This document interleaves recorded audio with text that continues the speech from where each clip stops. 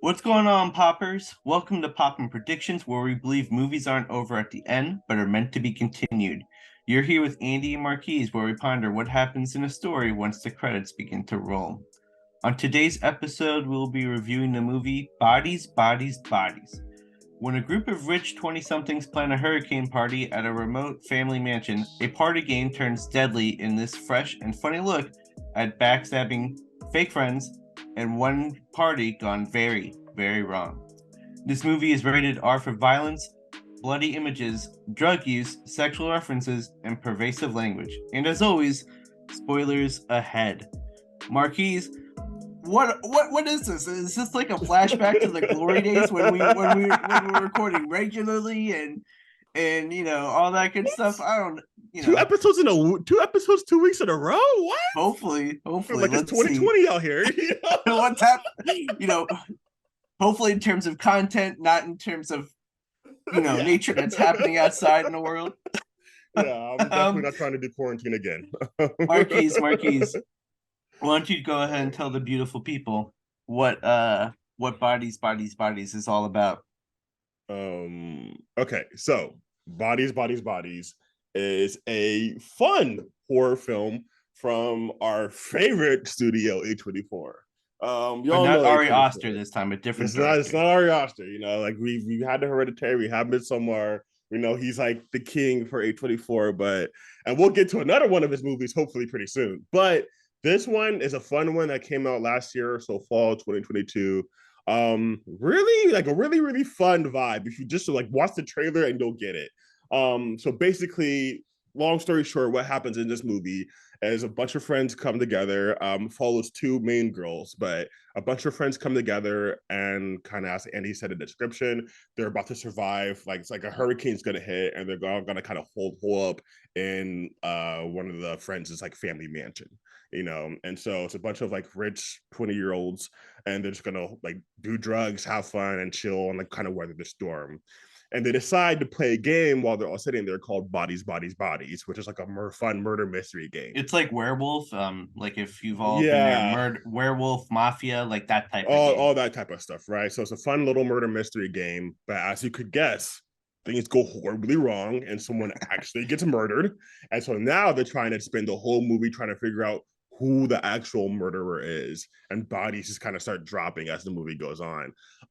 But so yeah, it's basically a murder mystery plot, but they like spice it up and make it. When before I saw this movie, and I want to see if you kind of agree with this, before I saw this movie, someone described it to me as like our generation, so like millennials, almost like making fun of Gen Z. like, this, this whole movie kind of just pokes fun at Gen Z the whole time, to be honest. I It's know. just like all the Yeah, language they use and just how they react to different situations. And when I saw it, I was like, bro, this is funny, bro. Yeah, this is funny. This is hilarious. yeah, It's like we just play on a poke fun at them, and like just the way they talk about things and are triggered and all these different things. And it's just like it's a fun watch. It's not really scary at all. There's no no, parts that's like not gonna really, be like they're not not gonna be like, oh really. my gosh, or it's not gonna give you an like it's a fun horror. So if you've seen, Yeah, we also reviewed, I'm pretty sure we reviewed Shaun of the Dead. I think we did. yes, we did, we did, Yeah. we did. So like I mean, it's along those lines. I mean, I would say Shaun of the Dead's probably scarier because you're getting actual Honestly, like yeah, one zombie hundred stuff. So percent, like one if you hundred can percent. if you can handle Shaun of the Dead, you can easily do this. Like this is not a scary Yeah, movie whatsoever. It's just like horror themed because it's a murder. But yeah. like it's a really fun movie. But I don't know. Do you agree with my Oh, assessment of it being a Gen 100%. Z?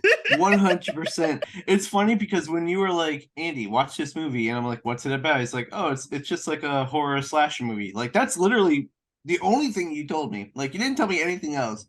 So I, went in blind, and I think for someone who is going in blind, I was expecting it to be like a scary movie. I had no idea what to expect. Mm-hmm. Um, I have to say, like the pacing of this movie is really good. Like it's Mm-hmm. it's it's 90, it's like a I think it's like an hour and a half, hour 40 tops. Mm-hmm. And it went by quick. Like it Mm-hmm. it it really just was going. Um I thought it was very interesting. the movie starts off kind of hot and heavy, with the main with the two I don't want to say protagonists, but the two like main characters, B and Sophie, like they're making out just like right there, Very first and scene. very first scene, Just I'm mouth thinking to shot. myself, is it bad? Is it bad that the first thought I had while watching this movie was like, dang, this movie's probably banned in like 400, like 20 countries. Off If rip, we they can't show this movie in if certain they countries. can't if some countries can't handle Lightyear, like, like that was my first thought when I saw that. I was just like, dang, this movie's probably banned in some places. Mhm. But it's really interesting. I think another comparison that I think that you would probably appreciate is like a Who Done It meets Euphoria.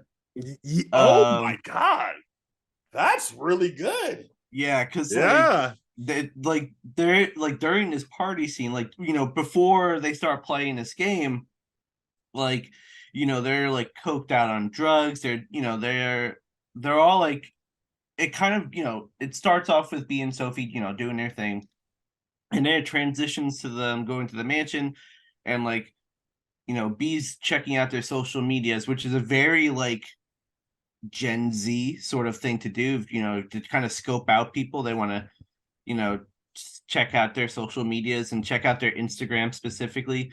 And Sophie's like, oh no, that's just who they're pretending to be. Like they're trying to pretend like they don't care. Mhm. Um and but they're not actually like that way. And then they get there and you actually find out that like, no, actually they are kind of self-centered, like self-absorbed. Like they weren't really expecting Sophie to be there, let alone bringing a person. um Something that I find really kind of interesting about this movie is just like, it's almost like if you look at the Scream movie franchise, Mhm. like especially in the earlier Screams, like those movies were kind of like what life was like in the 90s, with like people like, you're on the phone with somebody, you don't know who's on the other end of the line, Mhm. all that kind of stuff. Here it's like a modern version of it, like like Mhm. they're like everything is told through their phones. Like they are having a hurricane party, which like being living I'm like living in Florida, like those are things, like those are legit. It's a thing. um See, but out here in like California, we don't know about that. We ain't never experienced that. Okay. but like they're more concerned about losing power and reception than they are about this like massive hurricane. They don't really talk Mhm. about the hurricane itself very Yeah, much. it's In actually fact, yeah. you kind of forget about it. Like you kind of Yeah. forget that there's a hurricane going on. Really, the only like reminders is like whenever like when it starts torrential downpour.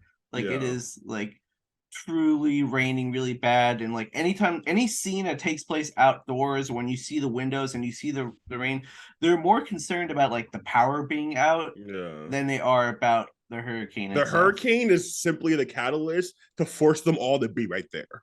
You Yeah, know, like exactly. it keeps the plot and the whole movie in one location basically, and like forces all these characters to like not have an escape out, so they have to deal with each other. But other than that, like the hurricane really has no parts of this movie. Yeah, Um, yeah. It's also really interesting. I wish I remembered the name of the director. look it up real quick. Helena Regine. Okay. um she actually like asked the cast, because most of the cast yeah, most of the cast are Gen Zers, Mm. um what type of music that they listen to. And so Mm. like part of like when I was first watching this movie and like listening to this music, I was just like, ah, like I am not a fan of this music. I just felt so, I was like, this is not me. Like I Just hate feeling so this. old. I felt so old. I was just like, is this like selling? Like, this is like the music that they had, and it wasn't like pervasive throughout the movie, but it was like Mhm. to kind of set the scene and the tone. Like, they played like some Zoomer music. Mhm. And the director, she asked the cast like, "Hey, what music do you listen to?" And she put those movies, That's the song awesome. suggestions into that, and I was just like, "Dang, I feel like I'm watching like Selling Sunset." or like like some of those Netflix shows that like try to put in Zoomer music to just try to connect with the audience. I will say that this movie does a great job of like using classic Gen Z tropes So many. without it Uh, feeling like cheesy or it feels authentic. I mean, like it I like feels funny, but like authentic. yeah, like it feels natural. And Mm-hmm. it's not like the movie is overly making fun of Gen Z. Because if I'm being honest with you, because I went in this, like you said, I went, like I said Mm-hmm. earlier, like I went in this movie blind. I really was not picking up on the like bashing of Gen Z's Mm-hmm. until probably like 2/3 of the way through the I will movie. say the biggest sign where they are the biggest scene where they kind of show that is towards the end of the movie. Yeah, Which we'll get exactly. into later. That's But like there's one that scene where scene. like, I know what scene yeah, you're talking yeah, about. yeah. About that point is when I was like, oh, okay, we're just making fun of Gen Z here. Like that's just what we're doing. But Yeah. it was also really interesting because I was just watching this movie and the entire time I'm watching this movie, I'm like, wow, this is like a movie version of Among Us. Like they're like trying to figure out who's done it because that's what today's werewolf is like. I've never played Among Among Us. Us, but from what I understand, yeah. Yeah, like Among Us, for those who like don't know, like I first of all, I don't know how you don't know what it is, but like for like the five people that don't know, like Among Us is like there's like a murderer, and there's like one or two murderers depending on how many people are playing, and the rest of you are crew people, and you all are completing tasks on the ship, trying to just like do their thing, and the intruders are like trying to murder the entire people, and so it just felt like a game of Among Us Mm. the entire time while watching it, and they're trying to decipher like who's done it. They throw in like some wild theories, like it has to be Greg, one of the characters' Because he's boyfriends, old, the because old he's guy we don't old. trust. He's a vet, and then Alice, one of the girls, is like he's a veterinarian, not a vet. Like that was such a funny scene because you just see like because that it happens with a lot of people who like have like weak arguments for things. Mm-hmm. You just see like you saw the moment that Jordan, the person who was accusing Greg of being the murderer, you saw her argument completely shatter right in front of everyone when Alice was like, no, vet for veterinarian, and she's like, well, who cares anyway? He probably did this. It's like He's probably the that is killer. like He has to be the that is killer. like typical, like, well, I don't care, I'm not changing my mind, like this person's the murderer. Mm-hmm. I just thought it was really funny. Dude, like you just mentioned her, but so honestly, like the character Alice is my favorite character in this Oh, whole for sure. movie. It's not because she has a podcast that people don't take seriously.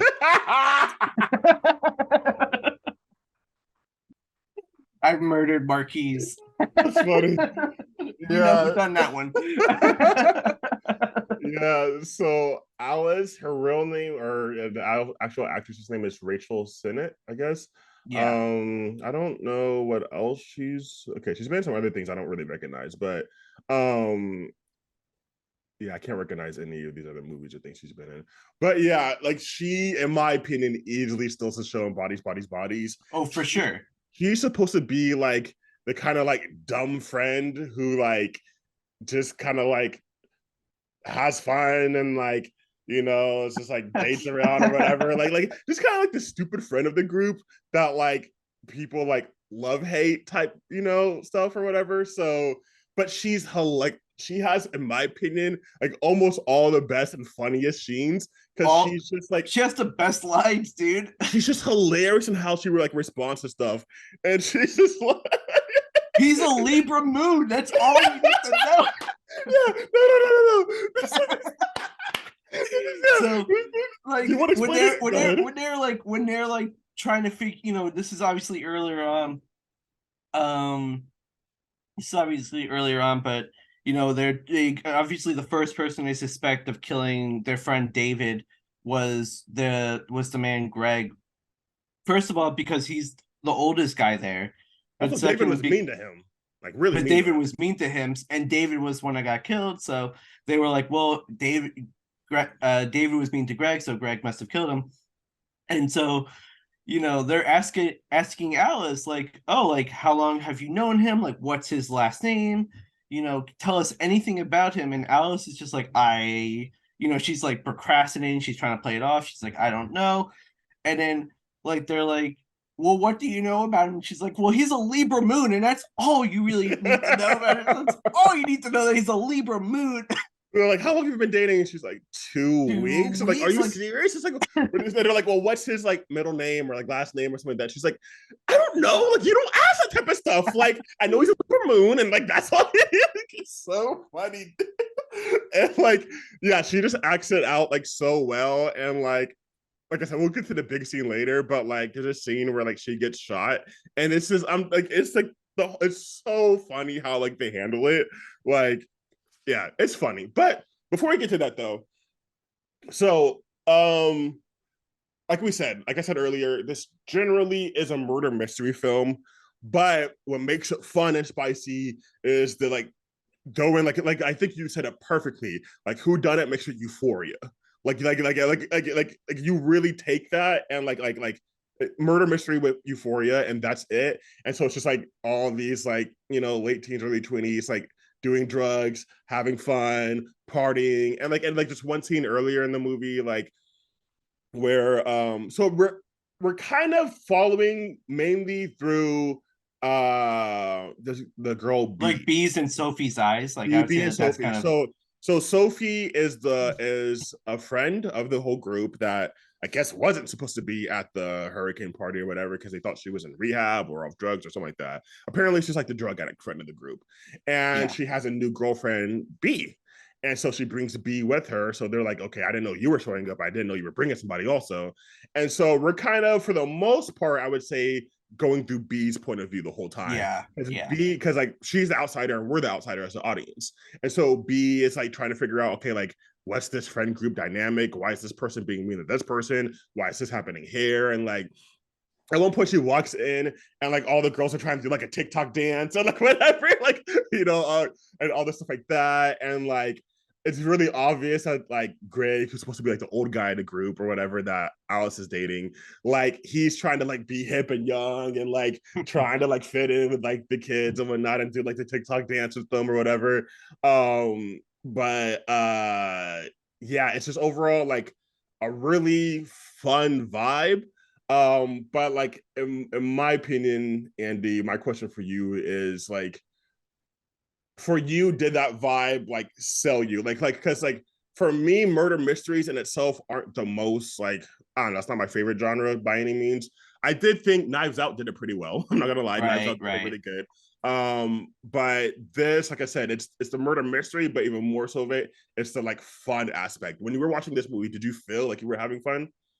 I felt like it did like a good combination of like horror and comedy, because too often you find movies that kind of go for this, like, either do too much of one. Like, it's Mm-hmm. a comedy, like they either like, oh, it's a horror film, but we have to like, we have to find ways to release the tension.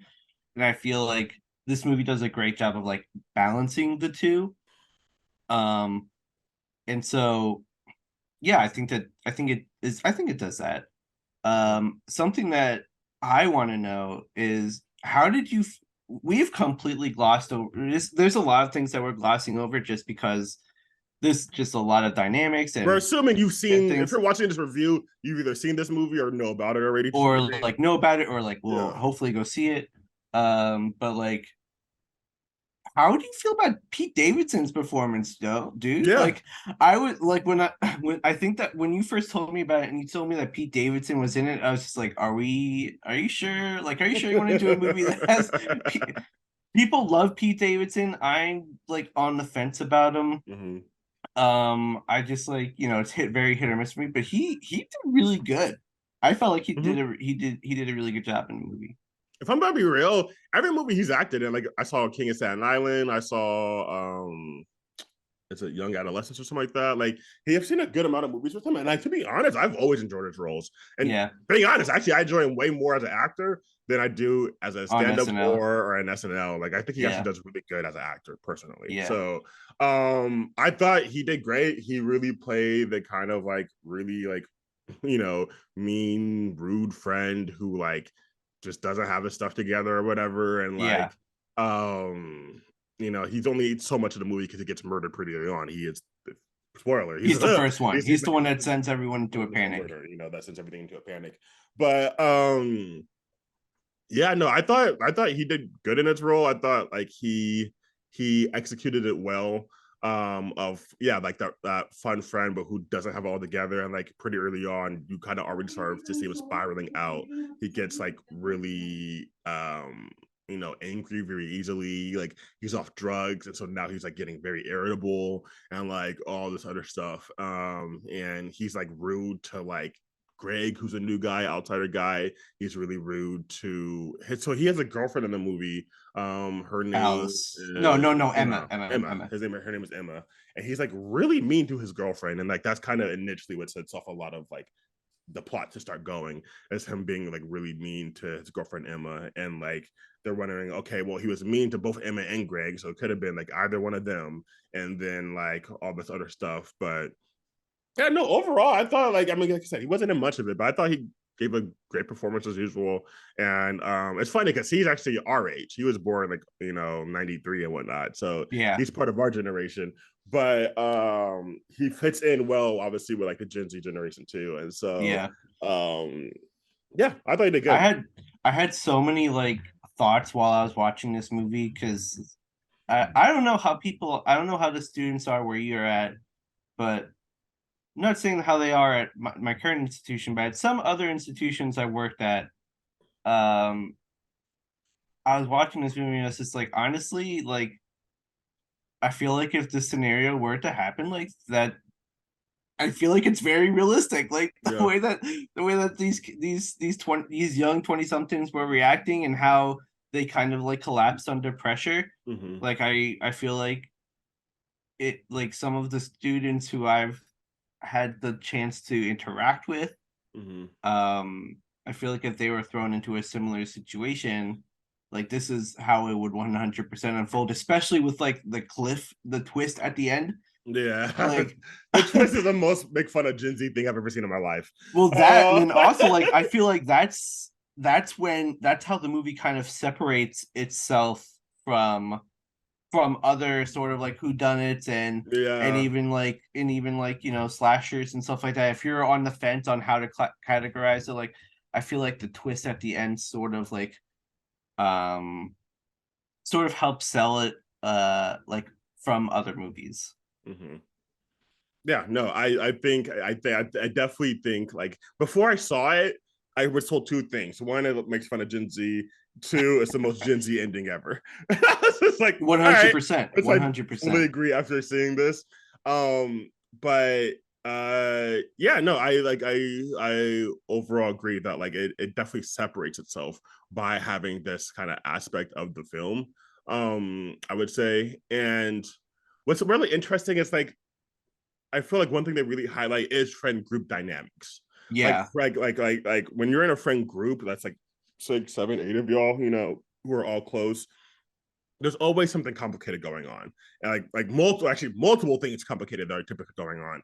And as you see, like in this one, there's like members of the group who are like secretly in love with each other. There's members of the group who are secretly hooking up behind each other's backs. There's members of the Secretly group hate who each like other. hate Like each there's some other. that hate each There's other. members of the group that and it's just like you have this murder, and they're all trying to figure out what we're doing, and the murder is like showing all these cracks in the friendship that were already there, and we're Mm-hmm. like barely holding together. But the Mm-hmm. murder now makes it stress really intense, and so now the stress is really intense. Like they're all cracking under pressure, and now the people who hit each other, it's showing a lot more. People who love each other, it's showing a lot more. People who are really worried about these various different things, like it's all showing a lot more. And so I feel like yeah, like the murder was like the perfect catalyst to like expose like the toxicity within the friend group. But it's like I don't think this movie necessarily has like a point or purpose. It just seems like a really like fun movie to make, to me, in my opinion. But if I did have to make an argument for this movie having any like point or purpose it's trying to highlight.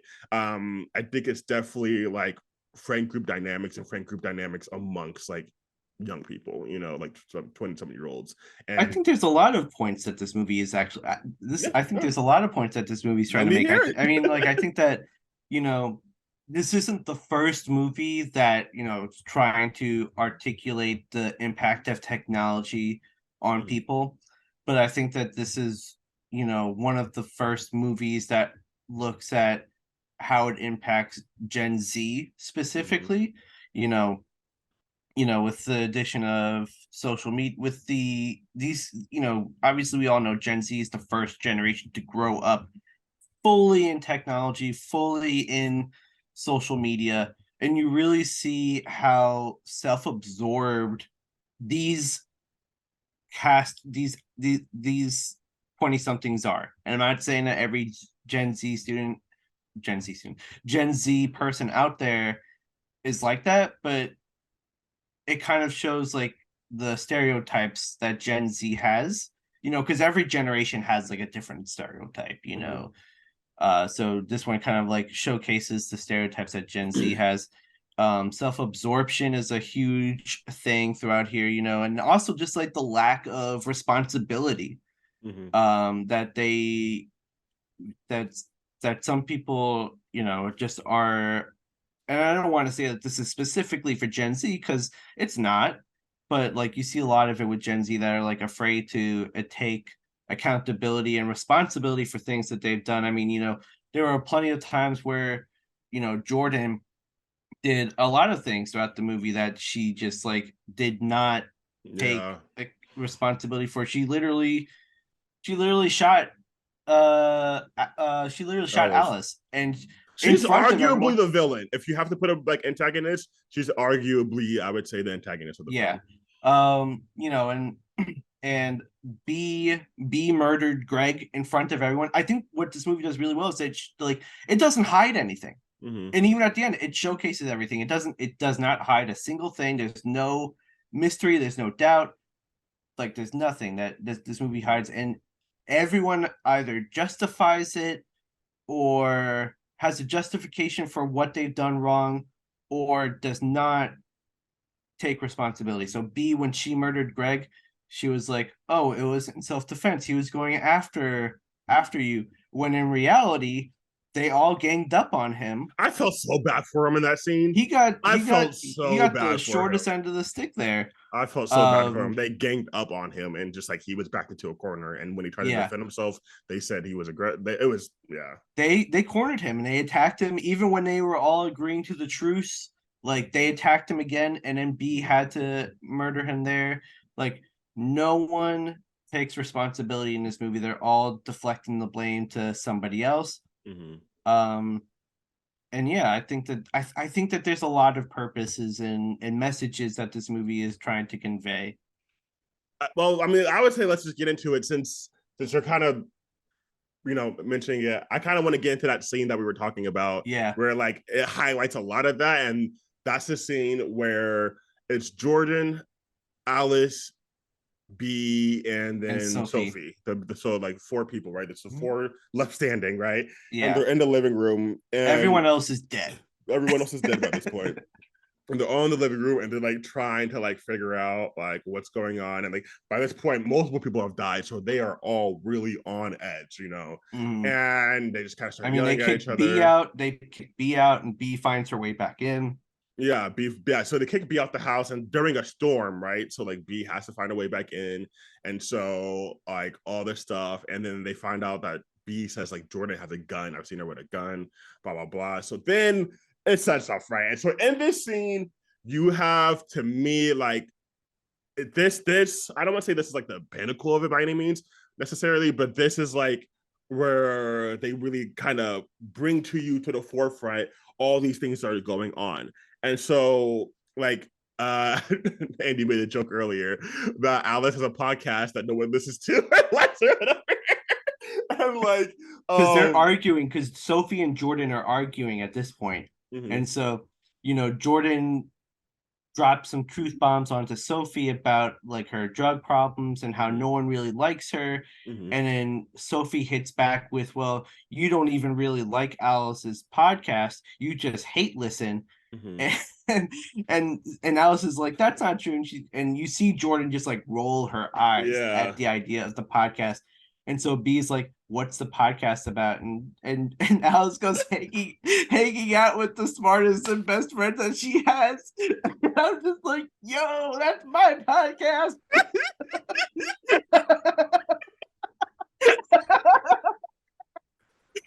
um but that while that's happening, like it cuts to Jordan, and Jordan's eyes are just rolling. They're just like Rolling in the they're back of like her head. you see the whites in her eyes because they're so far back in her head.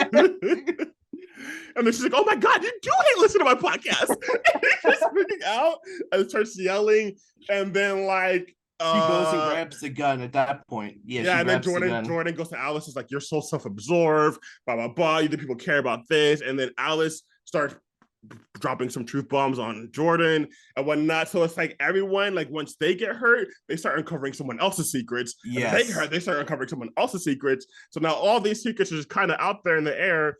And Alice is saying some crazy stuff to Jordan. I can't remember what she's saying, but I remember she's like going off at Jordan. So Jordan comes out and like was kind of at this point the attention actually goes to B, and B's just like trying to defend herself. And then like Alice is just like trying to defend B at the same time.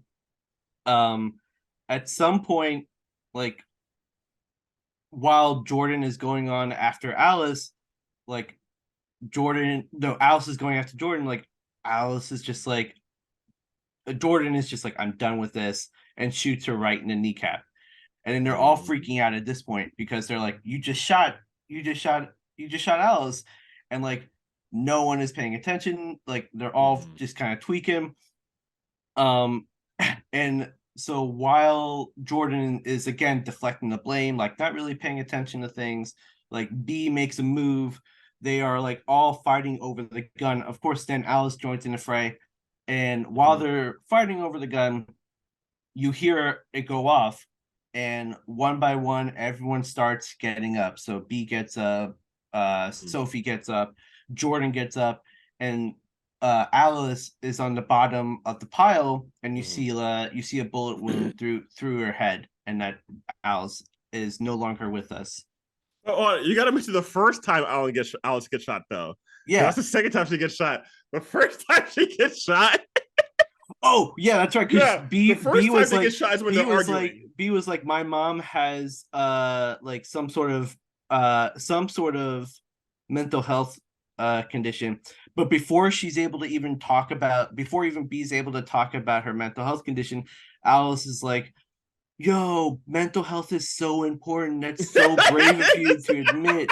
You know, guys, like, I have body dysmorphia. And Jordan's like, shut up, Alice. I make everything about you.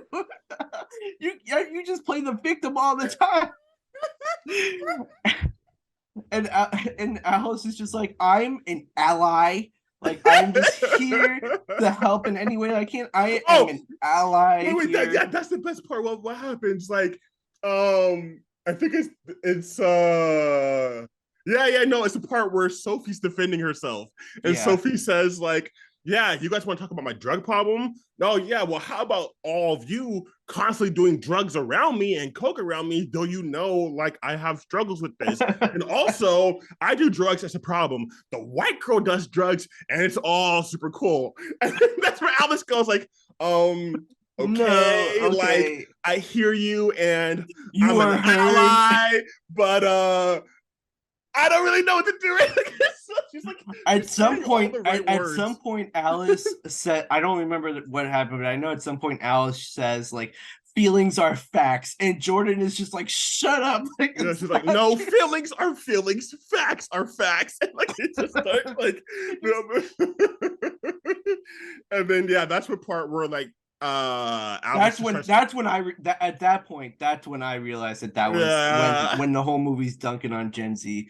So then the whole fight happens where Alice they starts go going after each off other. on Jordan. Well, Alice starts going off on Jordan. I can't remember like what she's saying to her, but she starts going off on her, and then you get to see Jordan's face getting angrier and angrier. And first of all, in my head, I'm like, why would you start trash talking someone that has a gun in their hand, like Yeah, pointed at you? exactly. Like Jordan literally has You a gun gotta pointed at her. comply. Like you gotta comply to a Literally has a certain gun pointed degree at her, here. and then Alice is still talking mess, like mad mess. And at one point, Jordan pulls the trigger, and then Alice looks at she's like, "You shot me."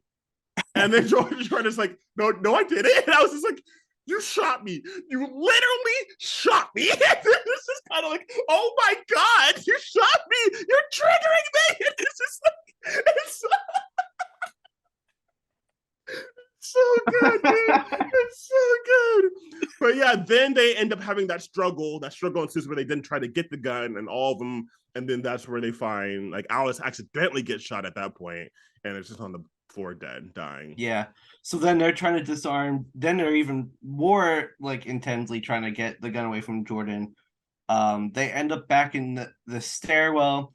I just want to say Sophie's like the least helpful person in this movie. Like Yeah, bro. when B was getting kicked out, she didn't do anything. When Good the scruffle defender. between the gun and everything happened, she didn't really do anything.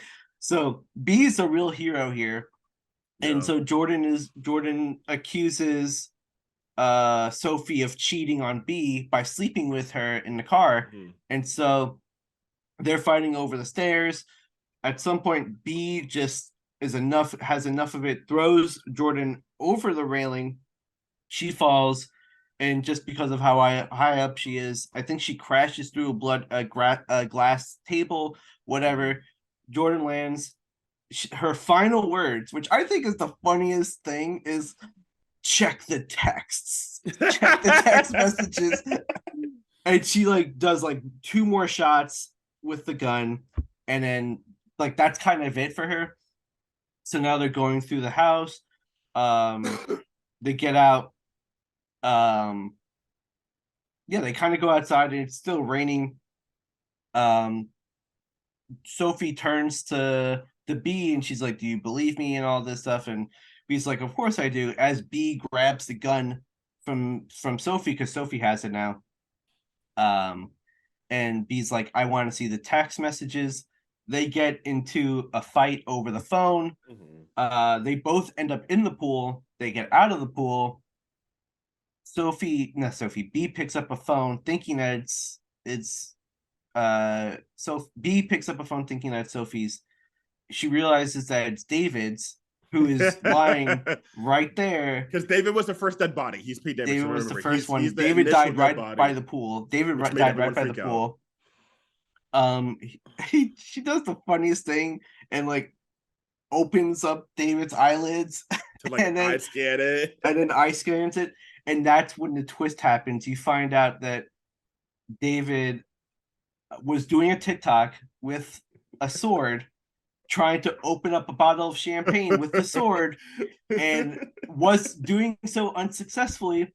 And on one of the other attempts, he accidentally slashes his own throat. Yeah, like no one killed him. There was no initial murder. No one died. No one murdered him. So And like it. Go ahead.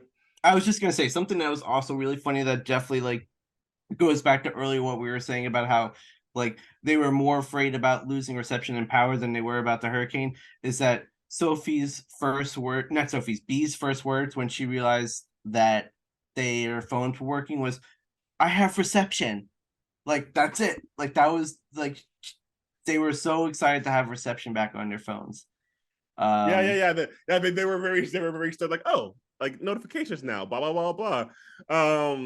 But yeah, so like just for clarification, in case you happen to listen to this episode and not watch the movie yet, at the very beginning of the movie, like Greg, the older guy, and like also we didn't say not only is Pete Davidson's character mean to Greg, but he's like jealous. You could tell that he has like a sense of jealousy to him, and so Greg like takes this bottle and like uses this like machete he has Yeah, and yeah. like pops the cork with the machete, and it's like and everyone's like clapping really happy, and then David Scare's like, that's not that cool, like I could do that, anybody could do that, whatever.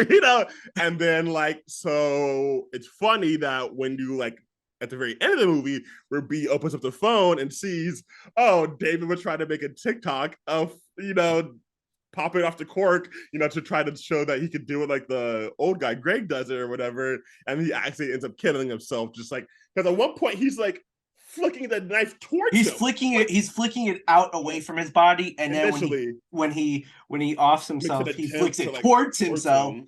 And then Yo, I'm not gonna lie, I'm actually low key a little proud of myself because when I was watching the movie, I noticed when they were running when it started torrential downpour at the beginning of the movie, Mhm. they all left the pool. I Mhm. noticed that David left the sword behind and like didn't Mm. bring the sword with him.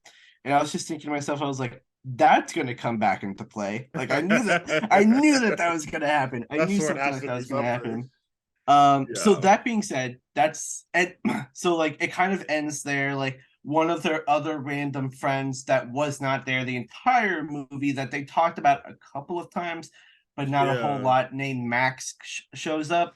Which, Um, hold on, real quick, is to me was interesting because like they talk like he was always just like figure that he kept being talked about throughout the movie. he was like somebody that they really suspected could have been the killer the The entire initial time. murderer.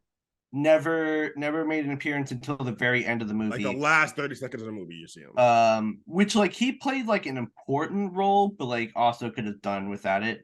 Yeah. But that's how the movie ends. So Marquise, Mm-hmm. I want to know your thoughts. How do you think there could be either how do you think this movie continues, whether it leads to a sequel, or how do you think the immediate ending kind of continues? Yeah, so first I liked the ending. I thought it was fun with the whole TikTok thing because that just was the icing on the cake. Like no one initially murdered him. Like he accidentally, like hurt himself. And so I thought that was just like such a fun kind of twist on it. But then, yeah, this person Max comes in and they suspected him the whole time because apparently Max and David got into an argument days prior or something like that. And they thought maybe Max came back for revenge and all this or whatever. And so Max is sitting here like, didn't even expect Sophie to be there and then doesn't even know who this other girl B is. So he's like, what's going on, or whatever. And so what I imagine happening is Max finding out, like going inside and seeing all these dead bodies. He sees David's dead. He sees Jordan's dead. Alice is dead. Emma's dead. Like all these people are dead. And he's like, what is going on? What's happening? You two murdered them. I'm going to call the police. I'm going to figure out something, whatever. We can already tell like B's are ride or die. B ain't about to let that happen, yo. Right. Like if situation gets tough, B will handle it. Like that's already we've seen it happen multiple times already. When she killed Greg, when she did B push Jordan over that staircase? Was Yeah, it B? yeah, Yeah. And yeah. so like B will like do what she got to do. And so I pretty much see her running that back again. And as soon as Max is making the phone call to try to get the police there, B gets him. Whether I think she picks up that machete that Pete Davidson' character was playing with, and I think she stabs Max. Because Mm, once again, she also heard nothing but negative about Max the entire time too, and now he's about to true. call the cops and possibly get her and Jordan arrested. And so I think B first initially kills Max, right? And now they have to find some way to hide the bodies. They got to find some way to like explain everything that went on. I think they tried to frame Max as the killer, and then Mm, they try to frame Max as the killer, and then they themselves try to stage the whole thing. And so when the cops finally do come, they're like, "Yeah, this happened, blah blah blah. He almost got me and my friend, but like we happened to like survive and all this stuff like that." And I see them as like kind of creating this whole thing about like falsely about how the night went in order to excuse themselves from any liability of what might have happened. So that's how I feel like the plot would start for like a second one. But then I feel that somehow, but this time not with a group of friends, this time it's with a group of strangers. mm, Somehow B and Sophie find themselves in another kind of locked in situation. Maybe not a hurricane, a mansion party, or whatever, but some type of situation where they happen to be locked in or stuck with a group of people. And because now these two are really close now, like, and they're friends, or they're, in a relationship and they're really close and everything like that. It's going to be them versus all these other randoms, these strangers or whatever, and like they got each other's back. But then slowly, once again, stress starts showing the cracks in their own relationship. And then they start having more and more distrust for each other. And then they start siding with some of the other strangers because these people are right. They're taking teams. And then it kind of just like plays out from there. But initially I see them killing Max, blaming all the murders on Max, staging it to the cops, and ending up getting themselves in a very similar situation where they think they can survive, but actually dramatically like don't. Personally. So while you were talking, I really like that. I feel like that's the better direction. What I think would be absolutely hilarious. What I think would be absolutely hilarious is Alice comes back from the dead. You killed me. You killed me. You didn't even like my podcast. No, what I think would be really funny is if like I'm gonna say the opposite happens. Okay. If Max comes in and Max is like this big, like he has all of the toxic traits in the world. Like he's just like a very toxic person. And he like somehow manages to capture B and Sophie. And what I would love to see is if they did like an A24 like Euphoria Whodunit meets Saw, like the Saw franchise. And they have to figure out a way to escape. Like they got captured by them. They have to figure out a way to escape and everything. Like they're putting in different puzzles and traps and stuff. And it's all like Gen Z related games. And they're like pit against each other and they have to like unleash so their dirty laundry about one another, about their like relationships and stuff like that in order to escape. And like bit by bit, you realize kind of similar to what you're saying, how they're cracks in their relationship. Like the further they go through this like Saw type game, they find out more about each other, and then the ending of the movie is like only one of them can survive, and so then you figure out like at that point. I like that so much more. That's hilarious. That's kind of I've been trying to solve a puzzle. Like, but were you really texting Jordan? I love that. Were you really in rehab or were you on the beaches? Were you really chilling in the food court or were you just like talking to other girls? Like, I don't know. Yeah, we didn't mention, but once again, hopefully you saw it. There's like a whole mystery unleashed towards the end that like they don't know like where B's actually from, because like apparently B had been lying to Sophie about a lot of stuff too. Yeah. And so but it seemed like more stuff out of embarrassment, not stuff that like she like legitimately was like big evil or anything like that. But yeah, so overall, like I that's like I like your conclusion a lot. I think your prediction is great. I would, if they did a part 2, I would love to see Saul meets Euphoria. That would be just so hilarious. Yeah, because this was definitely fun. Like I said, it's the plot doesn't really lend itself naturally to a sequel, but I would love to see like another one of these. I thought this was just like I've seen it multiple times at this point. I've seen a good amount of people. So like to me, this was just like a very fun ride to go through. Yeah, like Andy said, the pacing was good. I thought the plot was fun. It's really character driven more so than even plot. So I would say like it's really the characters that you kind of like really start to enjoy and like have a good time with. Like I said, mine was Alice, just because like she's the like a white guilt, like uses like in terms of like Gen Z buzzwords, like we're gonna like being triggered or like ally or like I hear you or like just any of those things. Like she's the one that uses all of them, and like she's just like, I mean, they all do to a degree, but like her especially. And so, yeah, I think it's really fun. Do we want to start on our bucket ratings? Yeah. So, for those of you who have never listened to our podcast, welcome. It is more than just listening. It is more than just talking to my smartest and funniest friend We obviously are here to talk about fun movies and other fun stuff that's happening. So we have this popcorn rating scale where, if you think about it, it's like a 1 to 10 scale, just with different sizes of the popcorn. If we give it a small bucket, think of like 1 to 3, like it is like not worth your time, like don't watch it, like it's not really good.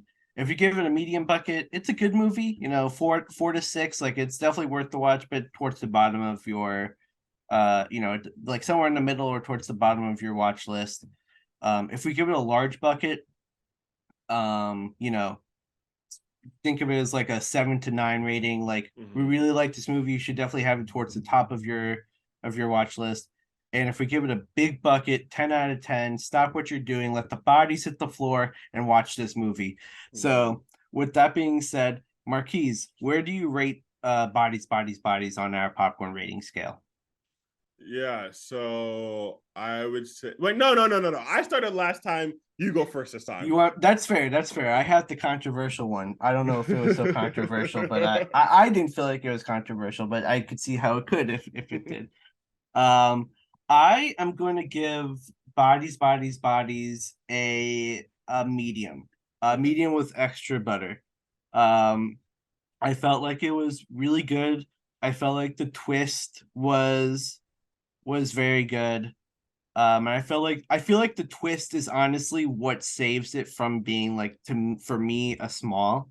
Because like I was saying, or like I was saying with our previous episode, like just because a movie is like good doesn't mean that it has to be something that everyone has to go and see. And so I feel like bodies is like with the twist makes it worth recommending to people that they should go see it.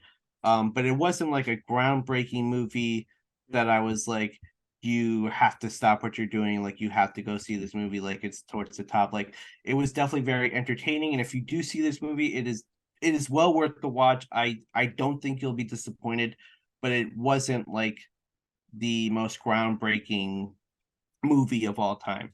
Mm-hmm. What about you? What do you think? Yeah, so I would probably give this movie a large bucket, but like a Yeah. pretty like a plain large. And so for me, like around the like 7 rating. Yeah, Like this is like I think this is solid. I would recommend it to. I have recommended it to most people I've seen. Like I can't think of somebody who wouldn't enjoy this movie. Like I said, exactly. if you like the horror genre, it's enough of a there's blood and murder and whatnot, but like it's not scary by any means. So if you don't like scary movies, this is totally fine. Like it's a comedy for the most part, Exactly. drama comedy, I guess. Like it's really funny. Characters are good. The twist, like I said, I think it's good without the twist at the end, but I think the twist at the end definitely is the icing on the cake. Of like, man, this like it's kind of like when you stick to landing, like the twist Yeah. makes him stick to landing. Like it was solid. And so yeah, I definitely recommend people to watch it. But I do agree with Andy also, like it's not groundbreaking. Like it's not like seeing like I mean, I'm pretty sure I probably gave Midsommar a big bucket because it's my favorite movie. But to me, that's something that's like I haven't seen this before. Something This about is like A24 and their like daytime like horror films, because even though the majority of the movie did take place overnight, but like even the daytime scenes yeah, still felt like suspenseful. I think is yeah. probably the better word for this movie, because scary, it's not scary, but It's not like scary. there was like a Suspenseful nice maybe. like there was like a nice like tension and everything. Mm-hmm. So yeah, something about A24 really doing a good job of like capturing like the horror theme Yeah, during the day. But yeah. with that being said, we really would love to hear your thoughts on bodies. Do you think we got it right? What were some of the other things that you feel like we missed out on? We definitely glossed over a lot of key details just for the sake of condensing things down. So we'd definitely love to hear your thoughts on certain things. If you haven't already, feel free to follow us on Twitter at Pop and Predict and on Instagram at popandpredictions.pod. We are also on YouTube. If you're not watching us on YouTube, we're there. YouTube. Hello, YouTube, if you're watching us here. We'd also like to know if you have any fun movie recommendations. Marquise and I are going to try our best to be as regular as possible. Two I weeks don't in a know how. row. 2 weeks in a row, close enough, 2-ish weeks in a row. We'll Yeah, see. two. But we're gonna definitely try to be a little bit more regular to give you all that fresh content that you all surely missed in 2021. So and most of 2022. Now that we're 4 months in. Oh my gosh, we made it through the entire episode without making a 420 joke, dude. How many drugs were in this movie? Jeez. Exactly. We did not make a single Blazer joke this entire. We're recording this on 420. Did not make a single joke. But in any event, thank you all for listening. Keep popping, everyone. Peace, y'all.